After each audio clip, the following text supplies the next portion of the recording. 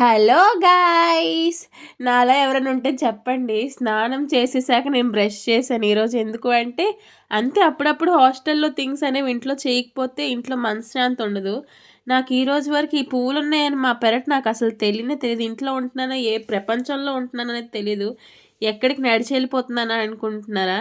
Scooty driving చేయొద్దనేసారని చెప్పి ఎలాగో free బస్సే కదా అని చెప్పి తొందరలో ఒక ట్రిప్ వెళ్ళబోతున్నాను.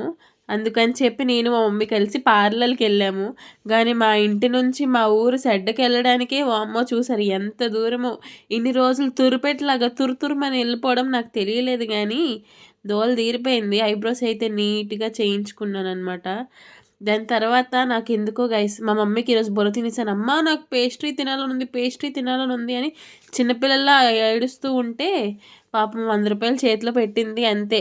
కొనుక్కొనొచ్చేసి 2 నేను మా స్నూపీ అయితే పిచ్చి కుక్కల్లా తింటూనే ఉన్నాం అసల. ఆవిడ కూడా చూడండి నాకన్నా తిండిపోద్దది. సర్లేండి సబ్స్క్రైబ్ అండ్ లైక్ చేసుకొని వెళ్ళొచ్చుగా. ఉంటాను మరి. బాయ్. బాయ్.